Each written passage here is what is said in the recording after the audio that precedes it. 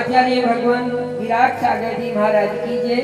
राष्ट्र संत मुनि श्री विहर्ष सागर जी महाराज की जय। समस्त मुनि समय अधिक हो गया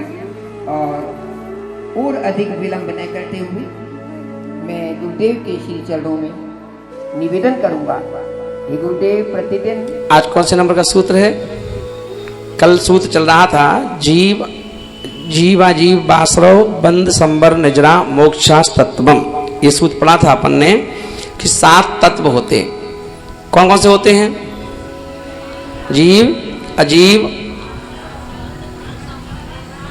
मोक्ष। ठीक है ना? तो अपन देखिए कल अपन ने समझा था कि जीव, कौन बताएगा 7 परिभाषा जल्दी? हाँ बताओ, माइक देना अपने, माइक।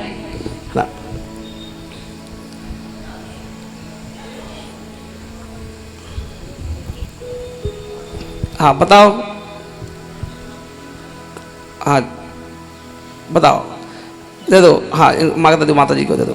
देख के बताओ ना, बिना देख के बताओ। हेलो, लकड़हारा तो जीव है। हाँ। और अजीब जो है उसकी कुल्हाड़ी है। ठीक। और जो उसने लकड़ियों का गट्ठर बांधा वो बंद है। और जो उसमें से धीरे धीरे निकाल रहा है वो निर्जरा है।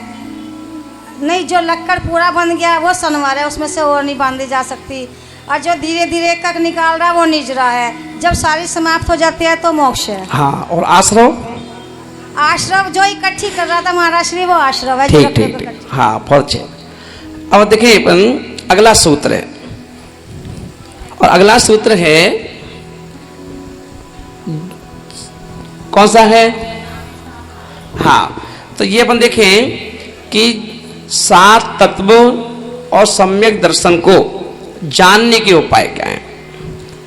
इसकी हेडिंग क्या है कि सम्यक दर्शन को और 7 तत्व हैं, इनको जानने के क्या उपाय हैं, कि हम कैसे जाने कि सम्यक दर्शन और कैसे जाने कि 7 तत्व है ना। तो उनके उपाय बता रहे हैं। उपाय अब 3-4 सूत्रों में उपाय ही चलेंगे।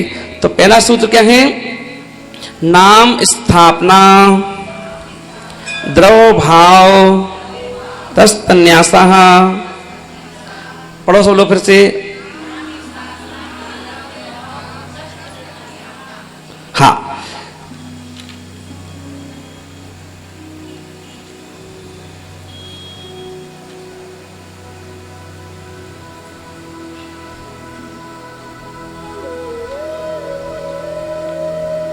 नाम स्थापना द्रव भाव तस्तन्यासा कैसे जाने? तो अपन देखें मोक्ष मार्ग में मैंने कहा था ना कल कि खाली पूरा का पूरा जैन दर्शन विवेक पे टिका हुआ है, विवेक पे, है ना। तो बोले कि 4 हमारे लिए उपाय दे दिए उन्होंने जानने के लिए। पहला दे दिया नाम, और इनके साथ निक्षेप जोड़ते जाओ। नाम निक्षेप, स्थापना निक्षेप, द्रव निक्षेप, भाव निक्षेप, 4 निक्षेप हैं। तो बोले इन 4 निक्षेपों के द्वारा हम सम्यक दर्शन को और जीवादि जो 7 तत्व हैं इनके अर्थों को जान सकते हैं। तो बोले कि 7 अब कैसे जानेंगे? तो 4 कारणों से। नाम से, किसी जीव को कैसे जाने? तो जीव के कोई नाम तो होता नहीं आत्मा का, जना। जो भी अपने लोगों के नाम हैं, ये नाम किसके हैं? रखे हुए हैं। सिर्फ एक, अगर मान लो हम ऐसे इशारा करें आप खड़े हो जाओ, तो पता चला कि बगल वाले सोचेगी कि हमसे कह रहे, शायद वो क्या सोचेगी हमसे कह रहे। तो इसलिए कैसे बड़ी दिक्कत हो जाएगी, परेशानी हो जाएगी, है ना। तो इसलिए क्या है, नाम रख दिया। नाम कि भाई इसके लिए अपने काम करो, संस्कार कर दो कि इस नाम से इनको जाना जाएगा, है ना। ये तो नाम है। कई लड़कियां ऐसी होती हैं जिनकी शादी होती है तो ससुर सास लोग जो होते हैं वो कहते हैं भाई देखो आपका जो नाम है ना, ये जो नाम अच्छा ही लग रहा, तो एक काम करेंगे, नाम हम लोग रख रहे हैं, उस नाम से तुम्हारी शादी होगी। और लोग क्या करते हैं, कार्ड भी आता है तो उसमें नाम चेंज कर देते हैं। कई लोग करते हैं ऐसा, है ना। तो लेकिन नाम तो वैसे महाराज जी हमारा ये है, पर सास ससुर ने क्या किया, शादी के समय में चेंज कर दिया था। जैसे भी नाम होता है तो नाम रख दिया।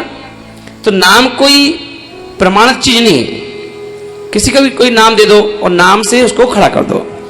अब ये बात अलग है, कभी कभी यथा नाम तथा गुण, जैसे नाम वैसे गुण भी मिल जाए, है ना। ये तो बोले नाम रख सकते हैं। तो नाम में किसी प्रकार की कोई विशेषताएं नहीं देखी जाती कि जाति की अपेक्षा से, है ना, कि गुणों की अपेक्षा से या किसी की अपेक्षा से, बिना किसी अपेक्षा के किसी का भी नाम रख देना। अपन देखें, नाम राजकुमारी है और बर्तन मांजती है अपने यहाँ आके। जरूरी नहीं है कि राजकुमारी नाम है तो वैसे ही राजकुमारी होगी, राजा की राजकुमारी, ऐसा नहीं है ना। कई बार अपन देखें, राजा के महारानी हैं और वो हैं और उनका नाम कुछ और है ना। कोई करोड़पति आदमी है, उसका नाम और कुछ है, और जो गरीब है बेचारा रोज भीख मांग रहा, उसका नाम धनपाल है ना। जरूरी नहीं है। तो नाम का मतलब ऐसा नहीं कि जो नाम हो वैसे के वैसे काम हो। भिंड में हम लोग थे तो एक जो लड़के बच्चे आते हैं, उनके पिताजी का नाम था भिखारी लाल। अब भिखारी लाल नाम था तो हमने कही भिखारी लाल के ये, जब आचार्य ने एक बार बताया कि जी भिखारी लाल जी का नाती है, हमने भिखारी लाल जी का नाती, तेरे पिता का नाम भिखारी था? कि नहीं, वो दादाजी का नाम था। तो हमने कहा और भी नाम नहीं मिले, भिखारी लाल क्यों रखा? कि वो तो कुछ नहीं मानी, नाम तो नाम है। तो नाम रखे जाते किसी के भी, तो नाम से, नाम यानी धर्म नहीं। तो अब कहीं देख किसी का नाम रख दिया महावीर मान लो, तो कई लोग अब कहते हैं दिमाग लगाने वाले, बताओ महावीर नाम रख दिया, महावीर नाम रखने से भाई कल के दिन कोई गाली भी देता है, कभी कभी तो कोई मारता पीटता भी है। तो बोले कि तुम वहां क्यों ले जा रहे हो? उस महावीर से इन महावीर की तुलना नहीं, इनका सिर्फ नाम निक्षेप से इनका नाम रखा गया, इसलिए महावीर के जैसे नहीं है ये, ना ये महावीर हैं, ना महावीर जैसे इनके अंदर गुण हैं। तो ये इसलिए वो महावीर और इन महावीरों जमीन आसमान का अंतर है, तो कोई दोष नहीं लगेगा। नाम निक्षेप। दूसरा अपन देखें स्थापना निक्षेप। तो स्थापना निक्षेप का मतलब क्या है कि अपन कल्पना कर लेते हैं कि ये वो है, कल्पना कर ली किसी भी चीज में, है ना, कि चलो भाई एक काम करो। जैसे देखते हैं ना, शहद है, अब कई चीजों में शहद उपयोग की जाती है ना। और अन्य समाज के लोग शहद को अमृत मानते हैं, और जैन समाज के लोग शहद को पाप का कारण मानते हैं। तो और जैन समाज में कहा, मना किया गया जैन दर्शन में कि शहद की अगर एक बूंद भी अगर हम खाते हैं या बच्चे को खिलाते हैं तो 7 गांव को जलाने का दोष लगता है। 7 गांव को जला दिया, सब कुछ नष्ट हो गया, जितनी जीव हिंसा हुई, कितने सारे के सारे लोग मर गए, है ना, उतना दोष जितना लगेगा उतना दोष एक बूंद शहद के चाटने में लगता है। अब कई दवाइयां ऐसी हैं कि डॉक्टर भी, या औषधि हैं तो डॉक्टर कहता है कि भाई शहद के साथ खाओ। अब वो ये बात महाराजों के पास आई कि महाराज अब बताओ, उन्होंने कहा दवाई शहद के साथ खाओ, क्या करें? तो महाराज कहते चाशनी के साथ खा लो, है ना, गाढ़ी चाशनी कर लो, और गाढ़ी चाशनी करके शक्कर की चाशनी बना लो, शक्कर का असर खत्म हो जाएगा चाशनी बनने से, और अब उसको गाढ़ी चाशनी को शहद समझ कर खाओ। तो ये असर करेगी कि? हाँ करेगी, क्यों नहीं करेगी, असर करेगी, खाओ, है ना। और कल्पना कर लो स्थापना निक्षेप से कि यही शहद है ना, ये वो है।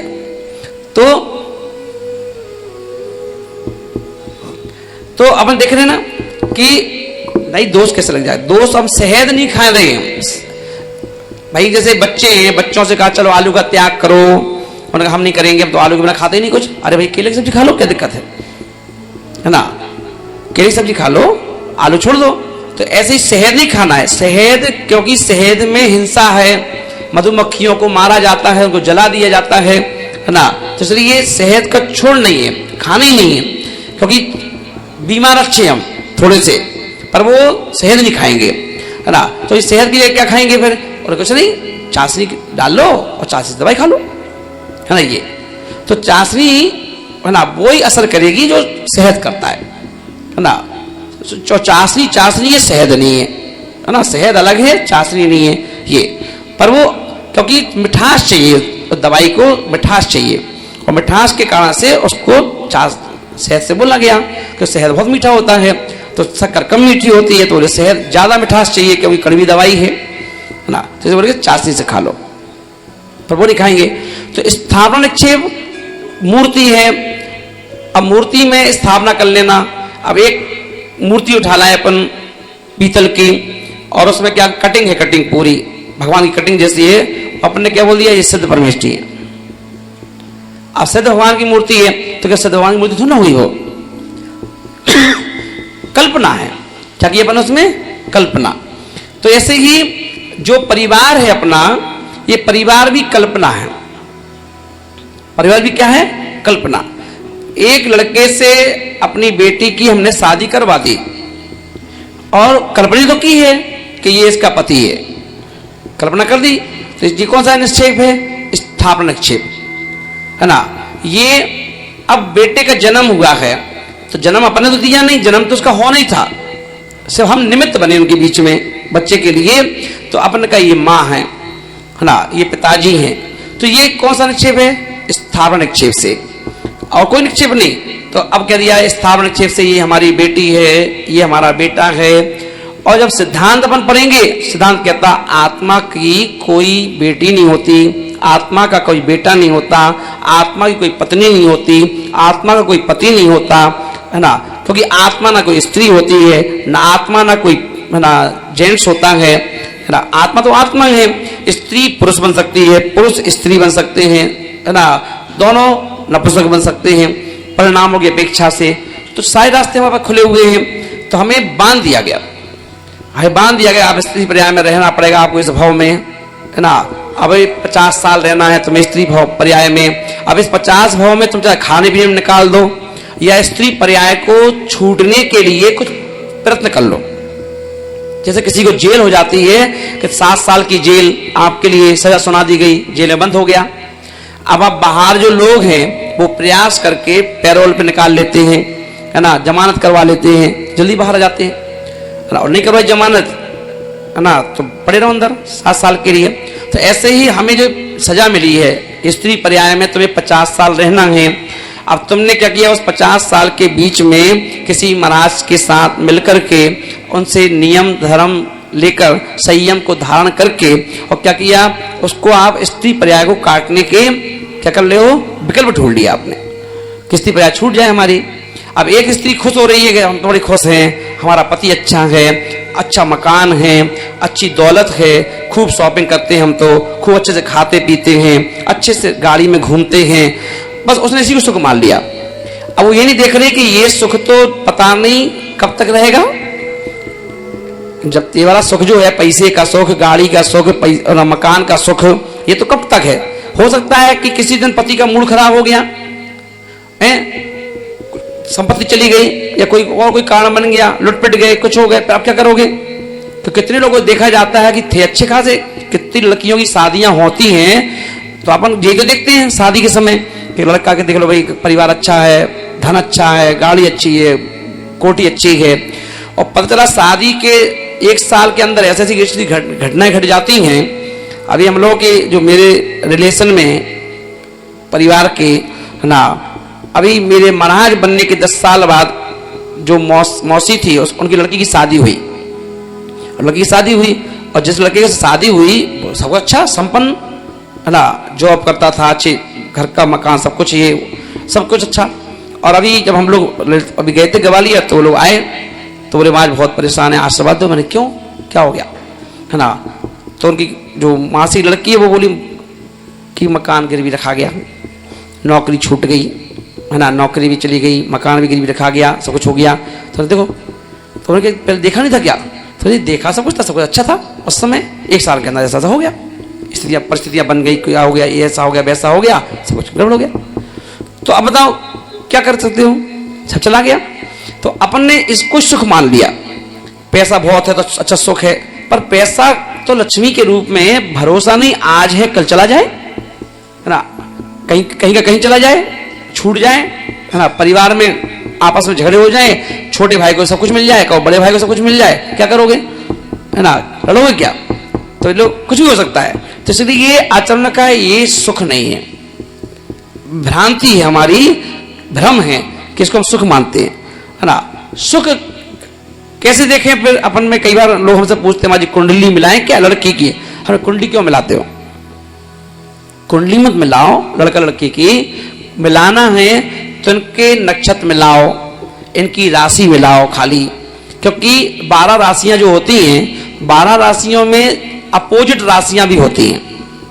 क्या होती हैं, अपोजिट राशियां। और अपोजिट का मतलब जो कि एक राशि ऐसी है कि जो राशि आपकी है और दूसरे जिससे शादी हो रही है उसकी राशि जो है वो बैर विरोधी वाली राशियां हैं, है ना। जैसे जल और अग्नि, सब राशियों के तत्व होते हैं, तत्व है ना, कि इस राशि का अग्नि तत्व है, इस राशि का पृथ्वी तत्व है, इस राशि का वायु तत्व है। अलग अलग तत्व होते हैं राशियों के। अब मान लो एक तरफ अग्नि भी है और एक तरफ हवा भी है ना। अब क्या होगा, अग्नि जल जाए और हवा मिले तो क्या होगा, और भड़क जाएगी आग। और पता चला पत्नी की राशि जो है वो अग्नि तत्व है और पति की राशि है जो अग्नि तत्व है, तो क्या होगा, एक की वायु तत्व है, एक की है ना अग्नि तत्व है। तो उसको अगर एक को गुस्सा आएगा दूसरा क्या करेगा, और भड़का देगा, तो लड़ाई बैर विरोध बन जाएगा। तो बोले कि देखना है तो ये चीज देखो कि भाई जिस लड़के से हमारी शादी हो रही है इसका तत्व कौन सा है ना। तो तत्व मित्र तत्व भी होते हैं और बैर तत्व भी होते हैं। बस ये देख लो, काम खत्म हो गई, कुंडली मिल गई। और जो देखना है आप अपने हिसाब से बस ये देखो। तो जिस चीज से ग्रुप देखो, ब्लड ग्रुप कौन सा है, आपका ग्रुप कौन सा है, ब्लड ग्रुप, उसका ग्रुप कौन सा है, ब्लड ग्रुप, है ना। तो ब्लड ग्रुप जो है वो संतानोत्पत्ति के लिए बताया गया कि जो कौन से ग्रुप ऐसे होते हैं कि अगर ये वाला ग्रुप इनका है और इनका ग्रुप ये वाला है ना, तो इससे लड़की ही उत्पन्न होगी, लड़का उत्पन्न हो सकता, और वो भी लड़की एक उत्पन्न होगी उसके बाद संतान ही हो सकती, होगी तो मर जाएगी। तो ग्रुप बताता है। तो इसलिए आचार्य ने कहा कि जो चीज देखने की है उनको देखो, बाकी सब छोड़ दो। बाकी मतलब अपन क्या करेंगे, बताओ ये भी मिलाओ, ये भी मिलाओ, ये भी मिलाओ, और काम खत्म है, और खुश हो जाएंगे कि इतने गुण मिल गए, 28 मिल गए और 27 मिल गए और इतने मिल गए। अरे भाई हर चीज की अति भी बेकार होती है ना। जैन दर्शन कहता है मिड में रहो, इसलिए कुंडली भी यही बोलती है कि अधिक गुण मिलना भी बेकार होता है, कम गुण मिलना भी बेकार होता है, मिड के होना चाहिए, बीच के गुण होना चाहिए। ऐसे बोलते नहीं बोलते है ना। तो ऐसे ही जैन दर्शन में हर चीज का आयु का बंध जो होता है वो तीव्र परिणामों में भी नहीं होता और न बिल्कुल नम्र परिणामों में होता है। मिट के जो परिणाम होते हैं उसमें बंध होता है आयु का बंध, है ना। अब सर्वकाल जो आते हैं वो कब होता है, मिट परिणामों में। तो हर चीज के लिए यही है। राशि जो अपने हाथ की जो रेखाएं हैं, इन रेखाओं के लिए भी कहा गया कि रेखा अगर ज्यादा गहरी गहरी है तो भी बेकार है, किसी की पूरी कटी पिटी है, बिल्कुल धुंधली है तो भी बेकार है। तो बोले कि उसका भी नाप है उतनी होना चाहिए। तो हर चीज की अति भी बेकार है और नॉर्मल बिल्कुल वो भी बेकार है। और कैसे होना चाहिए, बीच की चीजें होना चाहिए ना, वो सही है।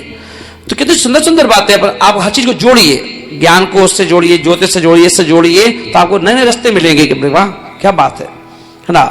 कभी डॉक्टर के बैठ के बात करो तो बताएगा जो ब्लड ग्रुप होते हैं वो क्या काम करते हैं अपना, है ना, क्या नुकसान करते हैं, क्या फायदा करते हैं। तो ये सारी चीज देख करके फिर आप शादी कर दो, कोई दिक्कत नहीं। अब कई बार लोग मेरे पास पूछने जाते हैं, माँ जी बेटे की शादी है, अच्छा किससे हो रही, फलाने व्यक्ति से हो रहे, चलो इसके काम करो, उसकी डेट ऑफ बर्थ लाओ, नाम लाओ, है ना।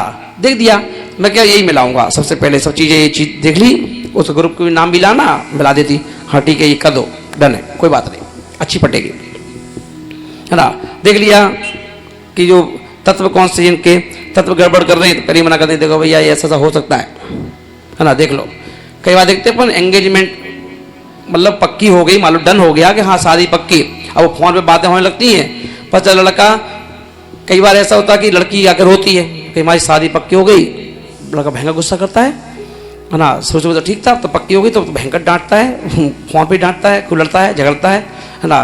तो भाई तत्व मिलाए थे तुमने कि नहीं मिलाए, तो देखा तत्व गड़बड़ थे, तो वह अपने आप को नहीं रोक पाएगा। जहां अपना अपन भी जुड़ा थोड़ा सा, उसके बाद वो लड़ना चालू कर देगा, अभी शादी हुई नहीं, लड़ाई पहले से चालू हो गई।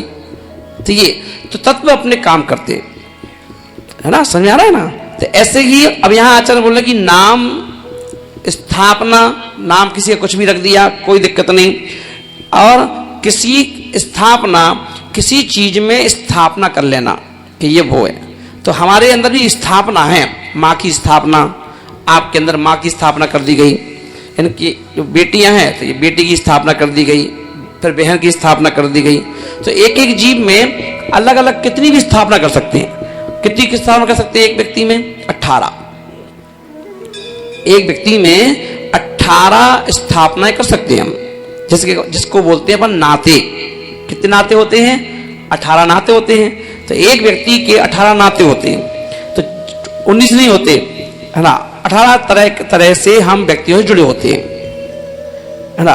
अब एक व्यक्ति जुड़ा हुआ है इतनी दिनों से, तो है व्यक्ति एक और 18 नातों से जुड़ा हुआ है। कोई चाचा है, कोई ताऊ है, कोई ममेरा है, कोई समेरा है, कोई क्या क्या है, चचेरे हैं, कोई फलाने हैं, कोई ढकाने। सारे रिश्तों को जोड़ करके काउंट किया गया तो 18 प्रकार के नाते हो गए।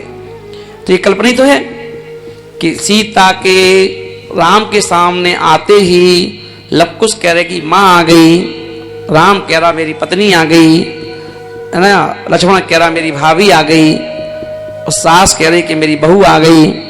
कितने अलग अलग बोल रहे हैं, ये व्यक्ति के प्रवेश करते है ना। तो ऐसे 18 नाते होते हैं। तो 18 नाते, जो नाते क्या है, आत्मा कोई नाता तो होता ही नहीं। तो ये व्यवहार नए से ये स्थापना कर दी गई। तो इसलिए आचार्यों ने कहा कि भाई हम घर में कैसे रहें, तो घर में रहो तो ये मान के रहो कि जितने भी ये रिश्ते हैं इनको दिल में मत लगाओ, इनको दिल से मत लगाओ। दिल में लगाओगे तो कल्याण की रास्ते खत्म हो जाएंगे, बंद हो जाएंगे। ये मान के चलो कि हम ये रिश्ते जो हैं इस भाव के ही हैं, जो भी हमारी उम्र है तब तक के हैं, उम्र खत्म होते ही रिश्ते खत्म, है ना। तो इसलिए ये सीमित समय के लिए हम लोग जन्म लिया है, और जन्म लिया है इसके पश्चात ये कहाँ जाएंगे। अब पति पत्नी दोनों हैं, मृत्यु हुई, अब उसके परिणाम कैसे है पति के उस मरते समय, तो उसकी गति अलग होगी। तुम्हारे परिणाम कैसे मरते समय, तुम्हारी गति अलग होगी। अभी दोनों साथ साथ थे 25 साल 50 साल, उसके पश्चात दोनों के रास्ते अलग अलग हो गए। अब लो ना वो तुम्हें मिलेगा ना तुम उसको मिलोगे। एक बार जहां बिछड़े कौन कब मिलोगे, को 25 साल, को 25 भाव के बाद मिलो, को 50 भाव के बाद मिल जाओ, है ना। बहुत पुण्य ही होगा कि पता चला कि लगातार मिल गए, है ना, नहीं तो बाकी कुछ नहीं। जैसे राम लक्ष्मण और सीता ये लगातार 10 भाव से मिलते रहे, लगातार 10 भाव मिलते रहे, है ना। और बैर चलता रहा 10 भाव से। रावण की नजर सीता पे थी, और हर भाव में राम किसी न किसी रूप में आकर के सीता को हरण कर लेते, ले जाते थे, है ना। तब जाकर के, और आचार्यों ने कहा है कि ये भी नियम है, किसी प्रकार का बैर विरोध होकर के मोक्ष नहीं होता, खत्म होगा लास्ट में, तब जाके मोक्ष होगा। तो इसलिए अपन देखें कि 10 भाव तक पार्श्वनाथ के ऊपर उपसर्ग किया कमठ ने, पर कमठ पहले उनके उपसर्ग को करने के बाद प्रसन्न हो गया, और उसने कहा कि मैं क्षमा मांगता हूं, मैंने इतने उपसर्ग किए तुम पर, और उनको तुरंत केवल ज्ञान हो गया। 10 तो हुआ, 9 तक चलता रहा, है ना। 10 के बाद उसने खुद हिम्मत अपना समर्पण कर दिया कि अब कुछ नहीं, है ना। यहाँ रावण का उनका 10 भाव चलता रहा। 10वें भाव में जाकर के वो भगवान बनेगा रावण, और रावण बनेगा तो उसने कभी तो सीता सीता सीता चलाता रहा 10 भाव तक। तो ठीक है, चल सीता के साथ तेरा मोक्ष होगा। राम का पहले हो गया, सीता का अब होगा रावण के साथ। तो बोले कैसे होगा, तो बोले कि तू 10 भाव तक सीधा सीधा चलाता रहा तो तू तीर्थंकर बनेगा, और तेरे समोषण की मुख्य गणधर बनेगी वो सीता बनेगी। क्यों, सीता का स्त्री पर्याय तो छेदन हो गया, वो देव है। और जब वो मनुष्य बन के आएंगे तो वो जैसे भगवान महावीर स्वामी के मुख्य गणधर कौन थे, गौतम स्वामी। तो अब उन रावण जब तीर्थंकर बनेंगे तो उनका मुख्य गणधर कौन होगा, सीता का जी। तो इसलिए आचार्य ने कहा कि चिंतन करो। ये तो चिंतन करना है कि मैं किसके लिए मरी जा रही हूं, मैं किसके लिए इतना रोई जाती हूं, मैं किसके लिए मैं ऐसा कर रहा हूं, कौन है अपना, कोई नहीं है अपना, है ना। तो ये सब तो टेम्परेरी रिश्ता है, टेम्परेरी व्यवस्था बनाने के लिए रिश्ते हैं कि भाई तुम व्यवस्था बनाते रहो, काम खत्म, है ना। तो इसलिए सद्भाव में रोज रोज अभाव देखते रहो। सद्भाव में क्या देखते रहो, अभाव देखते रहो, है ना, कि कौन अपना है। जब तक सामने है तो अपना है भाई, जब तक पति सामने घर में है तभी तो पति है। अब दुकान में चला गया कोई है ही नहीं है, अब कहेगा पति, ये पति है क्या, जो बताओ। पत्नी घर पे है, पति दुकान पर है, वो भी भूल जाता है वहां जाके कि मेरी पत्नी घर पे है। पत्नी भूल जाता है, पत्नी अपने में लग गई काम में, सहेलियां आ गई 4, चलो किटी पार्टी करें, पर काम खत्म। जब पति सामने आ गए तो फिर वो आ गए, है ना। फिर काम में लग गए, चलो इनको खाना पीना खिला दें, चाय नाश्ता करवा दें, व्यवस्था बना दी। तो खाली व्यवस्था के लिए तो पति पत्नी है, बताओ। और जब व्यवस्था के जिस समय व्यवस्था नहीं चाहिए कोई, उस समय क्या है, अपन पैसे दूर दूर है ना। तो ये व्यवस्था, जैसे काम वाली आई, काम करा, अपने चली गई, है ना। ऐसे अपना रोल है क्या रोल है घर में बताओ। अच्छा कभी कभी कल्पना करो, अच्छा 2 मिनट की अपने अपने अंदर दिमाग में क्या कल्पना, बताओ क्या करते हो। या तो कहीं घूमने जाओगे बाहर तब साथ में जाते हो, खाना पीना खाते हो तब साथ में रहते हो, है ना। बाकी टाइम घर पे रहते हो, जब घर पे पति रहता है तब पति पत्नी का रोल है। और जैसे जाते ही सब विच्छेद खत्म, संबंध विच्छेद है।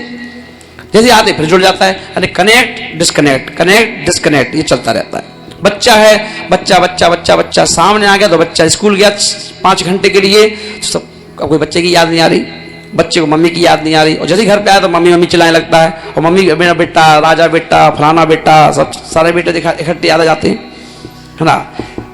अब पेट जब भूख लगी तो फिर मम्मी चिल्लाता है ना। और माँ ने दूध पिला दिया उसको, फिर जाके खेलने में लग जाता, मस्त हो जाता है ना। खा पी लिया फिर मस्त हो गए खेलने में, फिर माँ चिल्लाती है बस खेलते रहोगे, खा पी लो फिर चिल्लाओगे, फलाना करोगे, रोओगे, खिला पिला दिया फिर मस्त हो गए। तो अब देखते हैं कनेक्ट और डिस्कनेक्ट दोनों होते रहते हैं दिन भर में, और इसी नाम रिश्ता है ना। तो व्यवस्था है, परिवार क्या है, एक व्यवस्था है। हम 3 मनाज हैं, व्यवस्था है साथ में है। बाकी इनकी साधना अलग है, मेरी साधना अलग है, इनकी साधना अलग है। जो ये सोच रहे हैं वो हम नहीं सोचते, जो हम सोच रहे हैं वो ये नहीं सोचते। जो इनको अच्छा लग रहा है ये कर रहे हैं, जो हमें अच्छा लग रहा है हम कर रहे हैं। हम चाहें कि जो हम कर रहे हैं वही तुम करो तो जरूरी नहीं है कि करें वो, और हो सकता है इनको अच्छा भी लगे वो जो हम कहें कि तुम वही करो तुम, या जो ये चाह रहे हैं कि महाराज ऐसा करें, हमें वो अच्छा लग रहा कि तुम जो बता रहे हो वो हमको करें, हमें जो अच्छा लग रहा वो हम कर रहे हैं। तो है साथ में, संघ है, परिवार की तरह संघ है, पर मगर सबके विचारधारा अलग अलग हैं, सभी के कर्मों की एंट्री अलग अलग चल रही है। इनके कर्म के आश्रय अलग हो रहा है, हमारा अलग हो रहा है, इनका अलग हो रहा है, इनका इनके विचारधारा से हो रहा है, हमारा हमारी विचारधारा से हो रहा है, इनका इनकी विचारधारा से हो रहा है एक कि संग एक है, गति अलग है, मति अलग है, सब कुछ अलग अलग है, सब कुछ अलग अलग। भले महाराज हैं, भले एक साथ एक चर्या एक सी है, एक टाइम खाना है, एक बार खाना है, खड़े होकर खाना है, केसरौच करना है, बिहार करना है, सब कुछ वही का वही है, पर फिर भी विचार अलग अलग हैं। इसलिए विचारों की अपेक्षा से कर्म का आश्रय और निर्जरा हो रही है ना। जरूरी नहीं एक सी होती है, कभी एक सी हो ही सकती है ना, क्योंकि एक सी होगी इसलिए नहीं होगी क्योंकि इनका पुण्य अलग है, हमारा पुण्य अलग है, इनका पुण्य अलग है, हमारा पाप कर्म अलग है, इनका पाप कर्म अलग है, इनका पाप कर्म अलग है, सब चीजें अलग अलग है।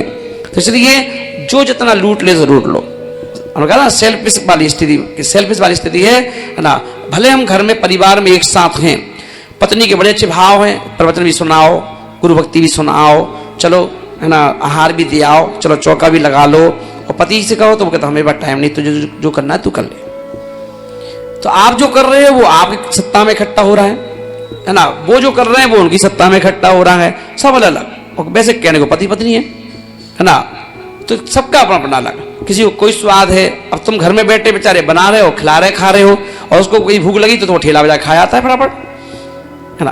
तो इसलिए सबके टेस्ट अलग हैं, सबके स्वाद अलग हैं, सब कुछ अलग अलग है, पर रहते साथ में हैं एक होकर के। तो ये है, समझ में आ रहा है ना। तो कौन सा निक्षेप से, स्थापना निक्षेप। तो ऐसी मूर्ति है भगवान की मूर्ति में हमने कल्पना कर ली, है ना।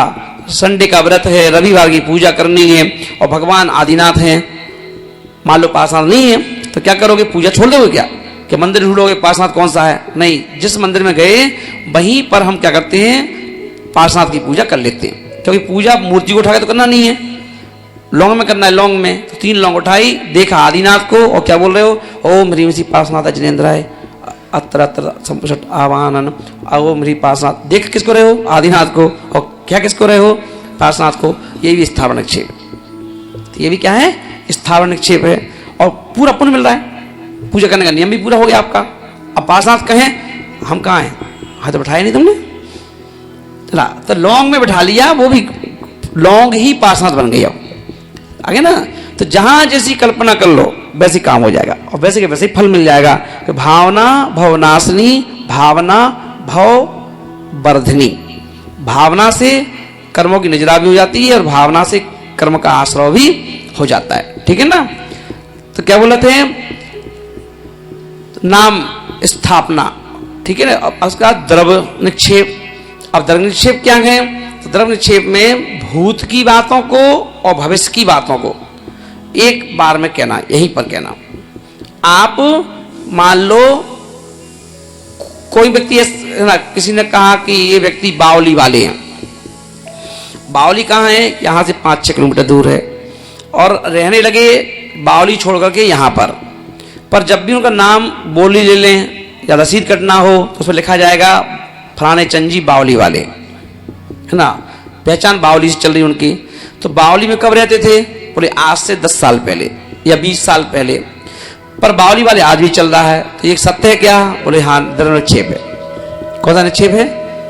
द्रव्य निक्षेप। कई पुराना पन्ना वाले, हीरा वाले, है ना, नमक वाले, जो कई लोग गांव से पहचाने जाते हैं, कई लोग बिजनेस से पहचाने जाते हैं। फलाने चंद जी बिजली वाले, है ना, फलाने चंद जी होटल वाले, फलाने चंद जी ये वाले, तो वो नाम चलता रहता है।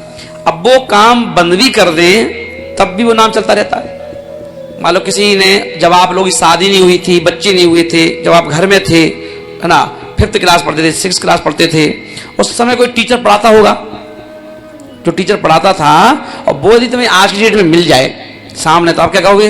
गुरुजी हैं हमारे, है ना, इन्होंने हमें पढ़ाया है। अब वो पढ़ाते नहीं है, अब तो कब के छोड़ दिया उनने, है ना, रिटायरमेंट हो गया उनका, सब कुछ छोड़ दिया, अब तो घर में ही रहते हैं। पर जब भी वो सामने आएंगे तो आप क्या कहोगे? ये गुरुजी हैं। तो कौन सा निक्षेप? द्रव्य निक्षेप, है ना। अब ये तो हो गया भूत का।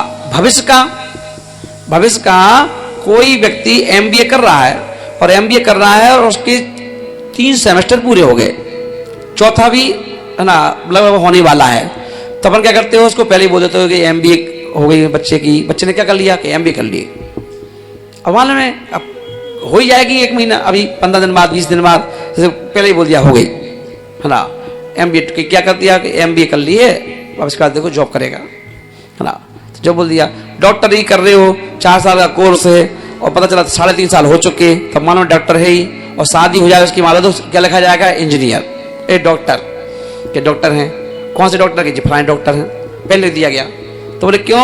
जो भविष्य में होने वाला है उस बात को भी अभी प्रेजेंट में कहना, है ना, वर्तमान में कहना, उसका नाम भी द्रव्य निक्षेप है। दोनों को लेके चलता है द्रव्य निक्षेप। पहले की बात को लेके कह दो, चाहे भविष्य में होने वाली बात को कह दो, वो क्या है? ठीक है ना। मान लो किसी शादी पक्की हो गई, अब शादी तो है हालांकि जनवरी में, एंगेजमेंट हो गई है ना, फिर भी अगर मान लो वो लड़का आए तो उसको उसी वही सम्मान मिलता है पति का, है ना, या वो भी यही उसको पता चल जाएगा मैं आ रहा हूँ, फोन पे बोल दिया मैं आ रहा हूँ, तो वो यही कहेगी कि मम्मी वो आ रहे हैं आज, है ना। अब अभी क्यों कह रहे वो आ रहे हैं? अभी तो शादी हुई उसके बाद कहो वो आ रहे हैं, अभी तो नाम ले लो सीधे वो आ रहा है, पर नहीं कहते, पूरा सम्मान वही मिलेगा। तो कौन सा निक्षेप है ये? द्रव्य निक्षेप। कौन सा निक्षेप है? द्रव्य निक्षेप। और भाव निक्षेप कौन सा है ना, जो जिस समय की पर्याय है उसी को। अगर अभी तुम मास्टर जी हो तो मास्टर जी बोलेंगे, पहले थे,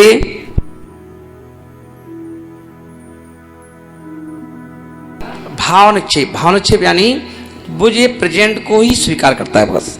जैसे द्रव्य निक्षेप दोनों को स्वीकार करता है, ये जो प्रेजेंट में है, अगर कपड़े धो रहे हो तो धोबी कहेगा, है ना, बाल काट रहे हो तो उस समय नाई कहेगा, है ना, खाना बना रहे तो उस समय बावर्ची कहेगा, है ना, सफाई कर रहे तो सूर्य कहेगा, है ना। ये प्रेजेंट को ही फेस करता है, ठीक है ना। तो ये भाव निक्षेप। इस प्रकार से इन 4 प्रकार के निक्षेपों के माध्यम से हम सम्यक दर्शन और 7 तत्वों के बारे में जानते हैं। ये इनके उपाय है। समझ में आ गया ना। अगला सूत्र,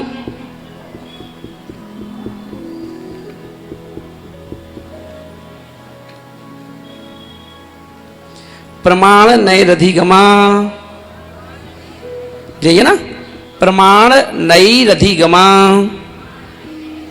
हाँ, अब यहां बोले कि और क्या उपाय है भाई, तो बोले कि और उपाय ये हैं, प्रमाण से भी हम जान सकते हैं और नय की अपेक्षा से भी जानते हैं।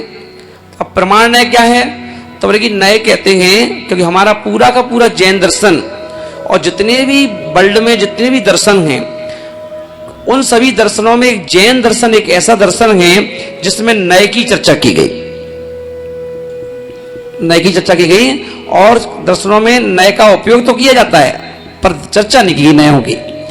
तो जैन दर्शन में नए की चर्चा की गई और नए नए के ऊपर अपन देख के भ्रांति है, लोग कहते हैं 2 नए होते हैं, निश्चय नए और व्यवहार नए, पर नए बहुत सारे होते हैं। इसलिए नए नए के ऊपर पूरी पुस्तक लिख दी गई, आलाप पद्धति नाम का ग्रंथ है, जिसमें पूरे नए का वर्णन कर दिया गया कि कौन से समय पे आप अगर ऐसा बोल रहे हो तो ये वाला नए है, अगर ऐसा बोल रहे हो तो ये वाला नए है। इसमें कौन सा नए, द्रव्यार्थिक नए, पर्यार्थिक नए, है ना, भूत भावी नए, है ना, तो बहुत सारे नए हैं, नए के अलग अलग भेद हैं। तो किस नए से कौन सी बात चल रही है ना। कभी कभी यही हो जाता है, हम लोग भी जैसे बैठते, मान लो महाराज ने कोई प्रश्न पूछा, अब महाराज ने पूछे तो महाराज के प्रश्न पूछते ही मैं समझ जाऊंगा कि ये कौन सी नई सी बात पूछना चाहते हैं, तो हम इनको वो सी नए की अपेक्षा से उत्तर देंगे। तो ये कहेंगे ऐसे कैसे हो जाएगा, है ना, तो ऐसे हो जाएगा, ये नए की बात चल रही है, इस नए की अपेक्षा से ऐसे होगा, है ना। तो वैसे तो मिलेगा कि आप कौन से नए की बात कर रहे हो, किस नए, कौन से नए को लगा करके। जैसे मैथमेटिक्स होती ना, तो मैथमेटिक्स में क्या करते हो, जो सवाल अपन हल करते हैं तो उसमें फार्मूले अलग अलग होते हैं कि इस सवाल में ये वाला फार्मूला लगेगा, इस वाले सवाल में ये वाला फार्मूला लगेगा। तो ऐसे ही हम जब चर्चाएं करते हैं तो उन चर्चाओं में भी नए का उपयोग होता है। कौन सा होता है, नए का उपयोग। कैसे होता है, जैसे आपने मन में कहा चलो 2 सहेलियां बैठी आपस में बात कर रही, मंदिर के बाहर सीढ़ी के निकलते हुए घर जाना है ना, और थोड़ी देर तो बात करती रही, फिर थोड़ी देर बाद चलो एक बोली चलो ठीक है चलो चलें अभी जाके भोजन बनाना है ना। हाल नए लग गया।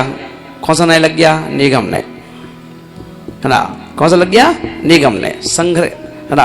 अब जाके वो घर पहुंच गई, तो घर पहुंच करके उसने जल्दी जल्दी फटाफट देखा टाइम बहुत हो रहा है, अभी वो चिल्ला चौड़ चालू हो जाएगी घर पे, है ना। तो इसलिए क्या करो, जल्दी किचन में घुसो, है ना। और किचन में घुस करके फटाफट क्या किया उसने, बच्चे बोले मम्मी क्या कर रही हो, तो अभी तो घुसी है, कुछ कर ही रही, और फिर भी क्या बोलते हैं, भोजन बना रहे, है ना।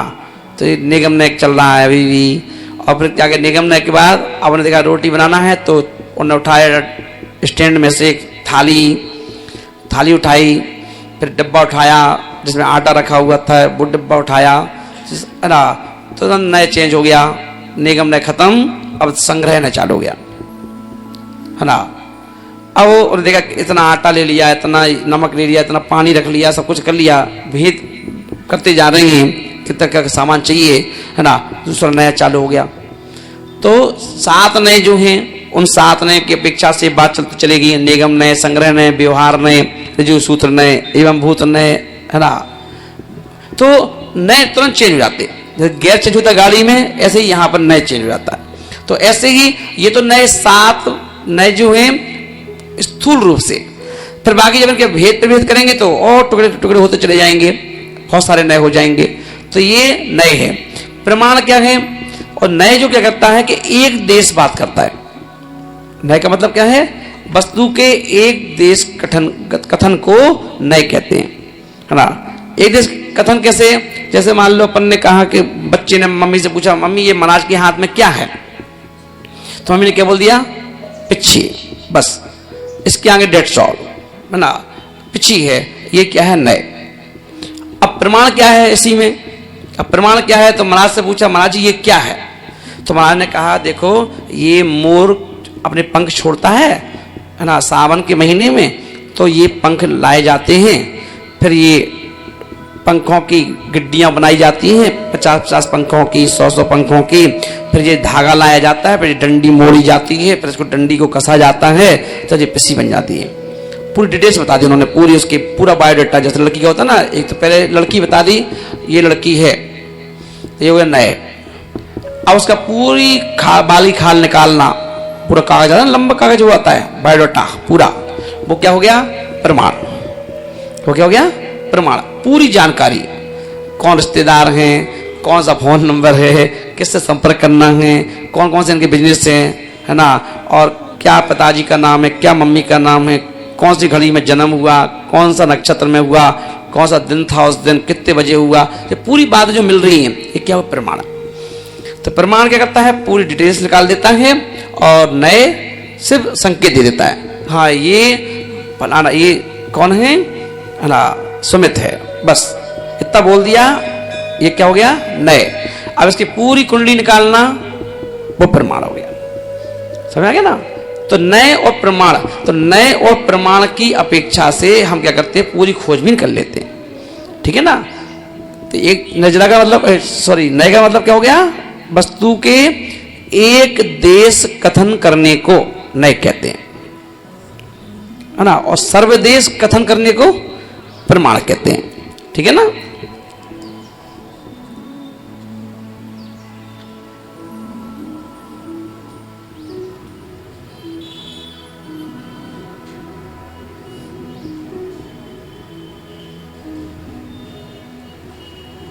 और एक, अब इसका और भेद करोगे तो द्रव्यार्थिक नए, पर्यार्थिक नए, जो द्रव्य को भेष करे तो द्रव्यार्थिक नए, जो पर्याय को भेष करे तो पर्यार्थिक नए, ऐसे प्रभेद होते चले जाएंगे नए के, समझ आ गया ना।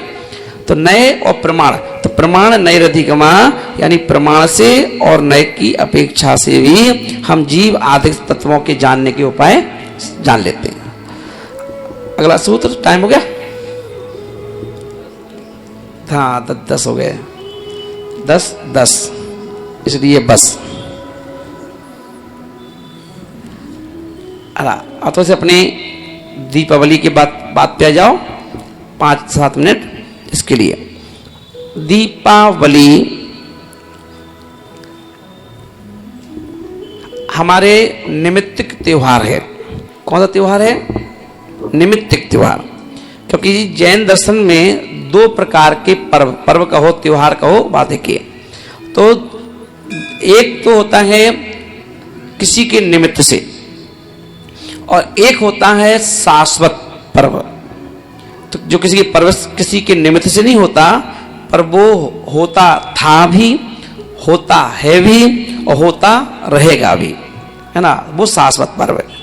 और निमित्तिक पर्व यानी दीपावली किससे मनी, महावीर भगवान से, मकर सप्तमी किससे मनी, पार्श्वनाथ भगवान से, है ना, और अक्षय तृतीया किससे मनी, तो राजा श्रेयांश से और राजनाथ के आहार से, है ना। तो इसलिए ये तिथियां जितनी भी हैं इनको अपन मनाते भी हैं, मगर ये निमित्तिक त्योहार हैं, शाश्वत नहीं है। इनके खत्म होते ही ये तिथियां सब खत्म।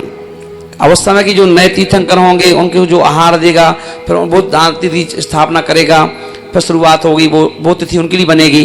अब जैसे अपन का अक्षय तृतीया, अब मान लो अगली 24 में उनका पहले का जो आहार होगा और पंचमी का होगा तो अक्षय पंचमी हो जाएगी, या सप्तमी को हुआ तो अक्षय सप्तमी हो जाएगी, है ना। जरूरी नहीं कि उनके भी अक्षय तृतीया को होगा, है ना। जिस तिथि में उनका होगा वो तिथि अक्षय हो जाएगी और दान तिथि प्रारंभ हो जाएगा, वो प्रसिद्ध हो जाएंगे उस समय के।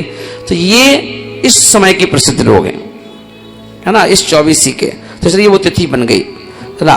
तो निमित्तिक त्योहार हो गया, समझ में आ गया। रक्षाबंधन है, तो रक्षाबंधन ऐसा नहीं है कि हर भाव में होता है, कि हर भाव में रक्षाबंधन होगा, हर भाव में उपसर्ग होगा, और फिर हर भाव में एक मुनि महाराज अपना पद छोड़ करके उपसर्ग दूर करेंगे, ऐसा जरूरी नहीं, है ना। अब अगली 24 जब होगी तो उस समय कोई जरूरी नहीं कि रक्षाबंधन हो, रक्षाबंधन का त्योहार खत्म, क्यों निमित्तिक त्योहार था वो खत्म हो जाएगा। तो ये निमित्तिक त्योहार हैं, जिस व्यक्ति से पर्टिकुलर जुड़े हुए हैं, एक व्यक्ति से, वो क्या है, निमित्तिक त्योहार। और जो धर्म से जुड़े हुए हों वो क्या है, शाश्वत, है ना। तो 2 प्रकार के पर्व होते हैं। तो दीपावली भी निमित्तिक त्योहार है, पर अंतर क्या है, ये इतना पॉपुलर क्यों हो गया। पॉपुलर होने का 2 कारण हैं। एक तो वर्तमान के जो तीर्थंकर हैं अंतिम इस युग के, महावीर स्वामी जुड़ा हुआ है, और महावीर स्वामी हमारे राजा शासन नायक है, इसलिए वो चर्चित ज्यादा हो गया। दूसरा, अपन देखें कि भगवान महावीर स्वामी ने सभी ज्योतिष को फेल कर दिया। किसको फेल कर दिया, सभी ज्योतिष को। कैसे फेल कर दिया, क्योंकि अमावस्या की जो तारीख होती है, अमावस्या जो तिथि होती है, ये काली तिथि मानी जाती है। कैसे मानी जाती है, काली तिथि। और ये इस तिथि में कोई भी अच्छे काम नहीं किए जाते। लोग मना कर देते हैं, भैया अमावस्या को मत करना, अमावस्या को ऐसा काम मत करना। तो भगवान महावीर स्वामी ने कहा कि अच्छे काम के लिए कोई तिथि नहीं होती, जिस तिथि में काम कर लो वो अच्छी तिथि बन जाती है। तो उन्होंने क्या किया, मोक्ष प्राप्त किया अमावस्या के दिन, यानी मोक्ष, अमावस्या काली और मोक्ष होना यानी उजाला। तो उन्होंने क्या किया कि अंधेरे में भी उजाला कर दिया। इसे अपन देखते हैं कि पूरे वर्ल्ड में है ना अमावस्या के दिन दीपक जलाए जाते हैं कि अंधेरे को भी प्रकाश से भर दिया उन्होंने। तो इसलिए उन्होंने बल दिया कि अगर आपके अंदर योग्यता है, आपके अंदर गुण हैं, तो आप कोई भी असंभव काम आपके लिए सब संभव हो जाएंगे। आप कोई भी कार्य बेचक कर सकते हो, सफलता के झंडे गाड़ सकते हो कहीं भी। आपके अंदर योग्यता होना चाहिए, तिथि कुछ नहीं कर सकती, है ना। आपका आत्मबल, आपका विल पावर, है ना, आपकी सोच, आपकी तर्क शक्ति आपको कहीं भी हिट कर सकती है, पर आपके अंदर वो चीज होना चाहिए। अभी जब तक हमने अपने गुणों को उजागर नहीं किया, जब तक हमें दूसरे के गुणों पर चलना पड़ता है। अब भाई जानते ही नहीं हम कुछ रास्ता बनाना, तो क्या भैया जिसने जो रास्ता बनाया उसी पे चलते रहो चुपचाप शांति से। तो ये तो हो गया है ना, पीछे पीछे चलना। और तुम चाहते हो तुम्हारे पीछे कोई चले तो कोई नया रास्ता बना दो, है ना। जब तक अगर मैं घर में ही होता या ये घर में होते तो ये खुद नहीं भाग पा रहे होते, पिताजी के पीछे पीछे भाग रहे होते। पिताजी कहते जाओ बिल भरे आओ, ठीक है भैया, पापा ने कहा बिल भरना, जा रहे चुपचाप बिल भरने के लिए। पापा कहते चलो जाओ सब्जी लेके जाओ बाजार के लिए, जाओ बैंक पैसे जमा करके आओ, जा रहे। जो पिताजी का हमें मालूम है पिताजी बड़े हैं भैया, उनकी योग्यता ज़्यादा है, उन्होंने हमें पैदा किया, तो उनकी योग्यता को हम सलाम करते चलेंगे पीछे पीछे। अब अपन ने दीक्षा ले ली, हट करके लीग से हटकर दीक्षा ले ली। अब पिताजी हमारे पीछे भागते हैं कि भैया अब बेटा नहीं कहते, पहले तो कान पकड़ लेते थे, अब तो कान पकड़ के नमस्कार करते, भैया क्षमा करियो, है ना। कितना अंतर आ गया, कितना अंतर आ गया। तो योग्यता पूजी जाती है। योग्यता, जो बहन जो माँ जिसके अपन पैर छूते थे, आज वो माँ वो बहन अपने पैर छूती है। क्यों? क्योंकि योग्यता को तुमने अपनी उजागर कर लिया। तो ऐसे ही हर आपके अंदर भी सभी के अंदर योग्यता छुपी हुई है सबके अंदर। सिर्फ हम लोग क्या हैं, हम इसकी के आदी हो गए। अपन ने कहा हम तो स्त्री हैं, कुछ कर नहीं सकते। इन्होंने कहा हमारी बस की नहीं, हम कुछ कर नहीं सकते। मतलब है सब कुछ छुपा के रख लिया। जैसे सोना है पर पहनते नहीं, डर के मारे, कोई ले गया तो, चुरा लिया तो, चोरी हो गई तो रखा ही रहेगा अलमारी में, इसी में खुश हैं, रखे में और रखे में खुश हैं और रखे में मर गए। और भाई के रखा रहा, जिंदा में भी रखा रहा ऐसे ही अलमारी में, और मरने के बाद भी अलमारी में रखा रहा। अब बहू ऐस कर रही, आराम से पहन रही, खूब फर्स्ट क्लास की साथ चली गई, अब तो पहनो, क्या दिक्कत है। तो बोले कि ऐसा कैसा किस काम का, ऐसा सोना किस काम का कि भाव से एकदम अपने आप खुश होते रहे। तो बोले कि अपनी शक्ति को उजागर करो। गुरु चेला शांति सागर जी महाराज का चेला, देवेंद्र कीर्ति महाराज जी के चेले थे शांति सागर महाराज। तो शांति सागर महाराज ने दीक्षा ली थी देवेंद्र कीर्ति महाराज से। और देवेंद्र कीर्ति महाराज जो थे, समय के अनुसार जो माहौल चल रहा था, वो कपड़ा लपेट करके आहार करने जाते थे। देख लिया चौके में जाना है मंदिर के पास, तो कपड़ा लपेट लिया और चले गए, और वहां जाके कपड़ा उतार के टांग दिया और मुनि बन गए। फिर वापस आहार कर लिया, फिर आहार करने के बाद फिर कपड़ा लपेटा, फिर यहाँ तक आ गए, फिर यहाँ आ गए, फिर कपड़ा उतार दिया, फिर मुनि बन गए। तो ऐसे करते थे। अब एक दिन चला था स्वाध्याय मुनि का स्वरूप। तो बोले मुनि महाराज के शरीर पर एक धागा भी नहीं होता है, अगर धागा भी होता है तो मुनिराज नहीं होते। तो शांति सागर महाराज ने सुना, तो फिर आप ऐसा क्यों करते हो? तो बोले भाई द्रवच्छेद काल भाव, यहाँ का माहौल ऐसा है। और उन्होंने कहा जब माहौल हो चाहे कुछ भी हो, जो हमारी चर्या है वो चर्या रहेगी। मैं मुनि ऐसे नहीं बनूंगा, मैं तो मुनि बनूंगा तो बिल्कुल कपड़ा नहीं पहनूंगा, चाहे पूरी दुनिया हमें मार डाले पर हम कपड़ा नहीं पहनेंगे, चाहे खाने नहीं खाएंगे चाहे, पर कपड़े नहीं पहनेंगे। उन्होंने अटक गए अपने बात पर और दीक्षा ले ली और मुनि बन गए। और मुनि बन गए तो हटे ही नहीं, बिल्कुल एक कपड़ा नहीं पहनूंगा। और रोका लोगों ने, तो उन्होंने क्या किया, आंदोलन कर दिया। बैठ के रोड पे जा करके चौराहे पे, कलेक्ट उसको लाओ राष्ट्रपति को, जब वो आएगा तभी खाना खाऊंगा, है ना। अड़ गए। आखिर में उनकी जीत हुई और उन्होंने क्या किया, पूरे देश में मुनि राजों को आज जो अपन घूम रहे हैं उनकी अडिगता से हो गया काम। तो आज पूरे मुनि राज भी उनका नाम लेते हैं। अब उनने क्या अलग से किया बताओ, सिर्फ वो क्या होगा, उन्होंने अपनी योग्यता को प्रकट कर दिया शक्ति के साथ। तो आज उनका नाम लेते हैं, शांति सागर महाराज की बदौलत है भाई ऐसा कि हम लोग घूम रहे हैं। और ऐसा हुआ कि उनकी योग्यता को देखकर उन्हीं के गुरु ने फिर चेले से दीक्षा ली फिर से, कि भाई मैंने जो बार कपड़े पहने हैं इसलिए तुम एक काम करो भैया दीक्षा दो। तो सोचो आगम में उल्टा भी हुआ, फिर एक चेले ने गुरु को दीक्षा दी वापस कि लो अच्छे से अब मुनि बन के लो आराम से। तो जब भी पूजा गया है, चाहे पहले या अभी या बाद में, वो योग्यता ही पूजी गई है और योग्यता ही हमेशा आगे पूजी जाएगी। तो चलिए ये मत सोचो कि हम पुराने हैं कि हम जेठानी हैं। देवरानी अगर योग्यता वाली आ गई तो जेठानी की भी दुकान फेल हो जाएगी। जो जीता वो सिकंदर, क्या दिक्कत है। तो इसलिए हर व्यक्ति को अपनी योग्यता पर ध्यान देना चाहिए। लकीर के फकीर मत बनो कि ये कुछ नहीं करते तो हम भी नहीं कुछ करेंगे। अरे क्या नहीं, तो अपना वो अपनी जीत जीते तो अपनी जीतो, क्या दिक्कत है। तो अपनी अपनी योग्यता प्रकट करो, है ना, हर चीज से। लकीर के फकीर ने गए जन्मानी उठाई, जो लिखा है तो पलट दिया, कहीं हम तो खूब धर्म करते हैं। अरे क्या क्या धर्म, तो नकल मार रहे हो, है ना। अपना दिमाग भी तो लगाओ। मतलब किसी ने कहा ऐसे अभिषेक करो तो वैसे अभिषेक करना चालू कर दिया, किसी ने कहा ऐसे पूजा करो तो ऐसा पूजा करना चालू कर दिया। अरे अपना दिमाग लगाओ, अपनी बुद्धि लगाओ, अपना विवेक लगाओ, फिर करो कि क्या सही क्या गलत है। जो बता रहे हैं वो गलती तो बता सकते हैं, बताओ। पापा जी कहते हैं कि पापा जी कहते चोरी करो बेटा, है ना, दुकान में 5 रुपए का माल 50 में बेचो। तो पापा तो गलत बता रहे हैं, और तुम्हारा दिमाग खुल जाए तो उसको सही कर सकते हो नहीं कर सकते हो। तो इसलिए अपनी बुद्धि से चलाओ। तो हम अपनी बुद्धि से भगवान बन सकते हैं, अपनी बुद्धि से गुरु बन सकते हैं, और अपनी बुद्धि से बहुत सारी सफलताएं प्राप्त कर सकते हैं। बुद्धि लगाओ अपनी अपनी बस। तो ऐसी अमावस्या को जिन्होंने प्रकाश से भर दिया, ऐसे भगवान महावीर स्वामी जिनने झुटला दिया, जन्म कहीं और लिया, लेना कहीं और था, मोक्ष कहीं और से प्राप्त किया, करना कहीं और से था, ये योग्यता का काम है।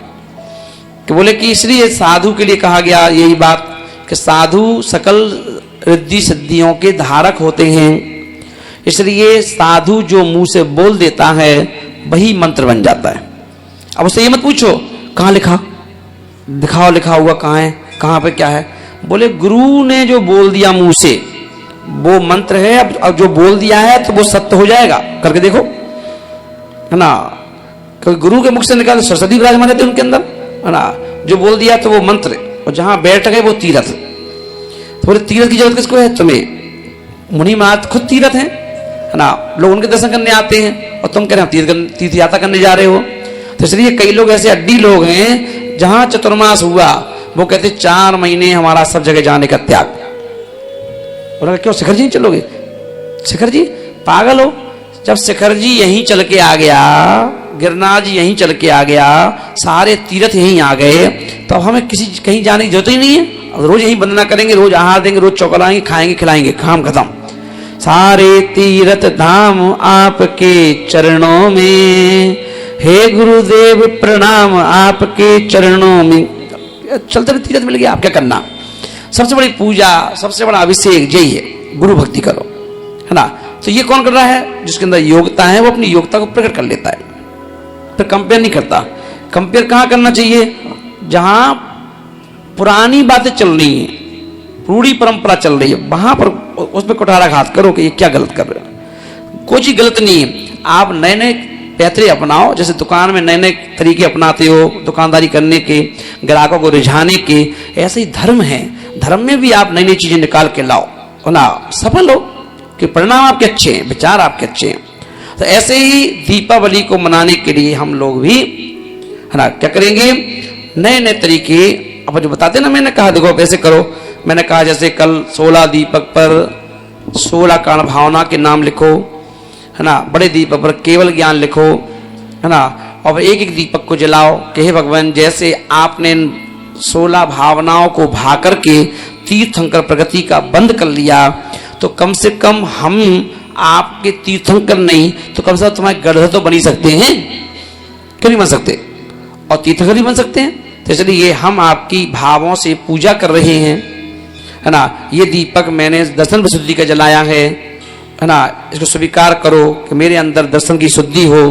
ये विनय संपन्नता का है कि हमारे अंदर विनय का हो, सद्भाव हो कि मैं इस विनय के गुण से दुनिया को जीत सकूं। हाँ, दुनिया को जीत सकूं, दुनिया को अपना बना सकूं विनय गुण से। तो ऐसे एक एक भावना का चिंतन करते हुए दीपक जलाओ, फिर उस दीपक को रखो। फिर देखो आप कैसे क्या होता है, कैसी बुद्धि बढ़ेगी आपकी, कैसे तेज बढ़ेगा। हाँ, ये तो इस प्रकार से समझ आ रहा ना। अब क्या करेंगे अपन लोग, तो इस दीपावली पर 2-3 पॉइंट ले लो। मैं तो सोना तो चला जाता हूं, भूल जाता हूं कि टाइम हो गया।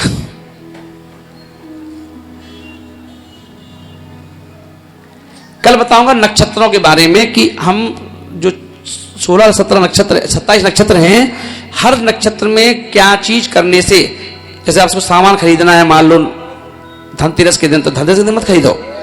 हर नक्षत्र का अलग अलग आया कि इस नक्षत्र में ये वाला सामान खरीदोगे तो इससे आपकी ये चीज, इन वस्तुओं की वृद्धि होगी।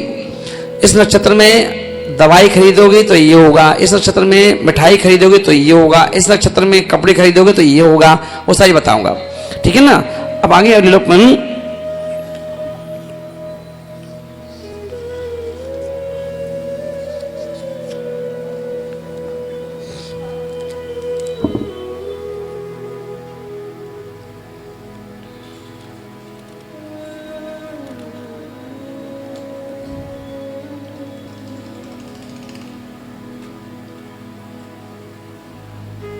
जहां हम लोग पानी रखते हैं, पानी रखते हैं ना अपन, जहां पर पीने वाला पानी रखते हो, जहां से उठा के अपन पानी चाहे फ्रिज में रखो, कहीं भी रखो, पर पहले तो अपन इकट्ठा जो स्टोर करते हैं पानी का पीने वाला, और उसका एक स्थान फिक्स रहता है ना, वहां वो स्थान भी हमारे लिए शुभ स्थान होता है। इसलिए हमें उस स्थान पर एक दीपक जलाना चाहिए, रोज रोज जलाओ। अगर मान लो आर्थिक व्यवस्था से अपन जूझ रहे हैं तो हमें एक दीपक वहां पर जरूर जलाना चाहिए। और अपन देखें, अगर मान लो कोई व्यक्ति बहुत परेशान चल रहा है तो वो अपने गेट पर, जो गेट है, दरवाजा है अंदर घर में प्रवेश करने का, उसकी दाहिनी तरफ एक दीपक जला करके रख सकते हैं अपन, उससे भी लक्ष्मी का प्रवेश होता है, परेशानी ना हो इसलिए। ठीक है ना। दूसरा अपन ये है कि कोई रोग हमें घेर रहा है, कोई रोग घेर रहा है, रोग बहुत परेशान कर रहा है, तो आचार्यों ने कहा है कि हम, नमक एक ऐसी चीज है कि वो हमारे रोग को खत्म कर देती है दवाइयों से ज्यादा। तो नमक एक ऐसी चीज है कि नमक को त्याग करिए आप, तो आपकी सारी के सारे पुर्जे सब सही हो जाएंगे, सारे के सारे पुर्जे। नमक एक ऐसी चीज है, नमक से बीमारी बढ़ जाती है और नमक से बीमारियां घट जाती हैं। तो नमक ऐसी चीज है ना। अगर मान लो आपका स्वास्थ्य ज्यादा खराब है तो इसका मतलब है कि नमक की मात्रा बहुत बढ़ चुकी है। का प्रवेश दुकान है या फैक्ट्री है या कहीं है, वहां पर उसको आप रख सकते हो। ठीक है ना। चलिए आगे,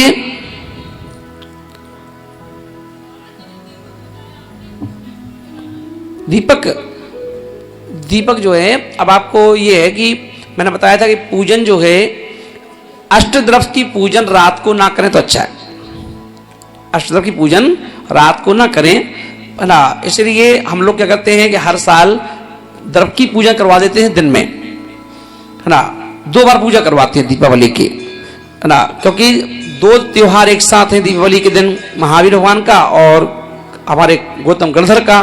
तो मैं सबको क्या करता हूँ कि शाम को सूर्य अस्त के पहले पूजा करवा देता हूँ कि द्रव्य की पूजा आप अभी कर लो। घर वालों, मान लो जेंट्स नहीं भी आ पाए तो आप लोग कर लो, घर पे रह करके, जो महिलाएं घर पे रहती हैं तो वो अष्टद्रव्य से पूजा कर लें। और रात को जब जेंट्स आ जाएंगे आपके, तो उस समय आप क्या करो, एक दीपक जो शाम को यहाँ से ले जाओ गुरु के आशीर्वाद लेकर के, और उस दीपक को जला कर रख दो घर पे। जब वो घर के मुखिया आ जाएंगे, फिर आप क्या करो, गौतम गणधर की पूजा करो, है ना। उसमें द्रव्य चढ़ाना है ना। बाकी जो दीपक आरती है, तो पूजा 3 प्रकार की। सुबह की पूजा कैसे होती है, द्रव्य से। दोपहर की पूजा पुष्प से। शाम की पूजा दीपक से होती है। तो जो अपन आरती करते हैं ये भी पूजा का ही रूप है ना। तो शाम की दीपक से होती है। तो दीपक जो अपन जलाएंगे, तो दीपक जला करके, जैसे आप हर साल पूजा करते हैं, पर मैंने बताया इस बार पूजा का तरीका बस दीपक अलग अलग होना चाहिए। और जो दीपक आप जहां रखते हो, जितने जैसे 16 दीपक हैं, तो 16 खाने बनाओ पहले, रंगोली के रूप में 16 खाने बनाओ और 16 खाने बना करके एक एक खाने में एक एक दीपक रखो, है ना। और को उन दीपकों को 16 जो दीपक अपन ने दीपक से दीपक जलाते हुए उन दीपकों की अपन क्या करेंगे, पहले पूजा में क्या करेंगे, सबसे पहले मंगलाष्टक, सबसे पहले क्या करेंगे, मंगलाष्टक। और मंगलाष्टक के पश्चात सबके हाथ में कलावा बांधने के बाद सबसे पहले भगवान महावीर स्वामी का 40, है ना। और 40 पढ़ने के पश्चात अब गौतम गणधर जो हैं उनके लिए हम स्मरण करेंगे, तो इसलिए उनकी पूजा के रूप में जो शाम को पूजा होगी वो महावीर की नहीं होगी, वो तो यहीं कर लेंगे अपन मंदिर में। शाम को जो पूजा करेंगे अष्टदरफ से वो गौतम गणधर की करेंगे। और सरस्वती यानी केवल ज्ञान जो हुआ है, इसलिए सरस्वती की पूजा अपन उस समय भावों से करेंगे, सरस्वती की पूजा, है ना। और सरस्वती का अर्घ चढ़ा दो, है ना, पुष्प से चढ़ा दो। तीसरा अपन देखें कि वहां पर और क्या करेंगे, और क्या करोगे, क्या करते हो, कोई भी पैसे निकाल करके पूजा मत करना। अब लोग क्या करते हैं, लक्ष्मी की जब पूजा करते हैं तो हम लोग थाली में पैसा निकाल लेते हैं, नोट गड्डी वड्डी है वो रख देते हो उसी में, है ना। और सोचते हो कि रात को लक्ष्मी आएगी, तो लक्ष्मी आएगी तो दे के जाए, अपन दिखा क्या करो उसको। और तो थाली में दिखाओगे पहले से ही तो लक्ष्मी कहेगी यहाँ तो थाली भरी है, चलो अंदर और कहीं चलो भाई, है ना। जो बताओ, और कई जगह ऐसा हुआ कि लोगों ने रख दिए थाली में, चोर आके ले गए। चोर ने कहा तुमने निकाले ही है बाहर, है ना। तो तिजोरी कभी खाली नहीं करना चाहिए, तिजोरी का रूल्स है, तिजोरी को कभी खाली करना चाहिए, नहीं करना चाहिए।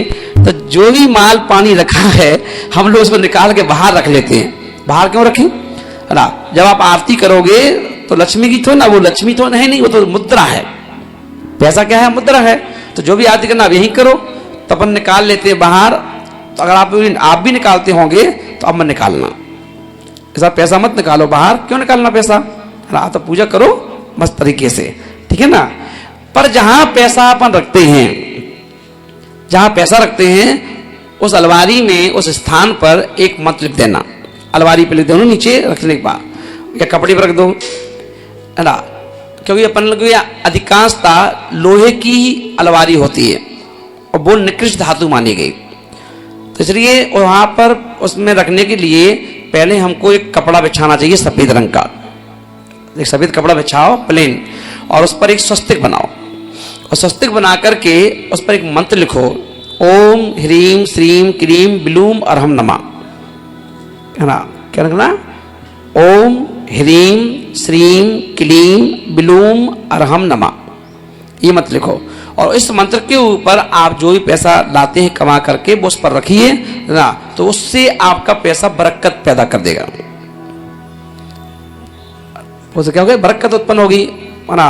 अपन कहते हैं ना कि पैसा तो खूब आता है, पर क्या होता है, वो पैसा आने के पहले ही रास्ता खोज के आता है कि हमें यहाँ जाना है, यहाँ जाना है, और चला जाता है, टिकता नहीं है। तो कहते बता कमाते तो बहुत हैं पर टिकते ही नहीं है।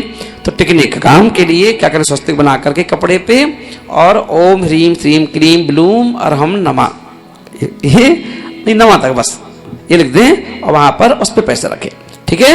शेष विषय को शाम को। धवल मंगल गान रवा कुल ओम परम पूज्य राष्ट्र मुनि श्री वीर सागर जी महाराज, मुनि श्री वीर सम्राट सागर जी महाराज, मुनि श्री वीर संत सागर जी महाराज, मुनि श्री विजय सागर जी महाराज चरण कमल पे अनर्घ प्राप्त और कमल काम